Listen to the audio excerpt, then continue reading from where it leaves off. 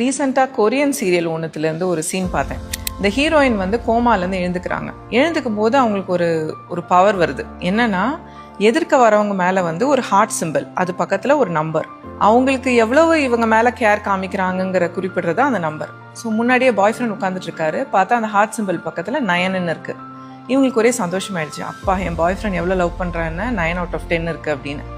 கொஞ்ச நேரம் கழிச்சு வந்து ஹை ஸ்கூலில் வந்து ஒன் சைடடாக வந்து இவங்களை லவ் பண்ண ஒரு பையன் வந்து வரான். புக்கெல்லாம் எடுத்துகிட்டு வரும்போது பார்த்தா 90 இருக்குது அந்த ஹார்ட் சிம்பிள் பக்கத்தில். அப்போ தான் இவங்களுக்கு தெரியுது, it's out of 100 the mark, not out of 10ன்னு. 2 பேருக்குள்ளே சண்டை வந்துடுது, ஸ்கூல் ஃப்ரெண்டுக்கும் இந்த பாய் ஃப்ரெண்டுக்கும். அது என்னடா சத்தம்னு சொல்லிட்டு டாக்டர் உள்ளே வராரு. டாக்டர் தலை மேலே ஒரு ஹார்ட் போட்டு 30 இருக்குது. இவங்களுக்கு ரொம்ப டிசப்பாயிண்ட் ஆகிடுது. டாக்டர் கூட 30 இருக்குது, தன்னோட பாய் ஃப்ரெண்ட் வந்து வெறும் 9 தான் நம்பர் இருக்குது அப்படின்னு. இந்த மாதிரி ஒரு டூல் நம்ம எல்லாருக்கும் இருந்தால் நல்லா இருக்கும்னு நினைக்கிறீங்களா இல்லையா?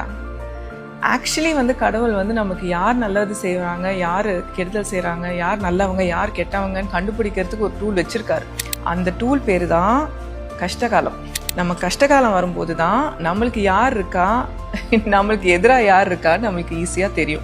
நிறைய பேரோட முகத்திரை வந்து அப்போ தான் வந்து கிழியும். கஷ்டகாலம் நம்ம எவ்வளோதான் திட்டினாலுமே அதை தாண்டி வந்ததுக்கு அப்புறம் தான் நம்மளோட ஆட்கள் யார், நமக்குன்னு யார் இருக்கா, நம்ம யாரோட ஆக்சுவலி டைம் நிறைய ஸ்பெண்ட் பண்ணணும், ப்ரையாரிட்டைஸ் பண்ணணுங்கிறது நமக்கு தெரிய வரும்.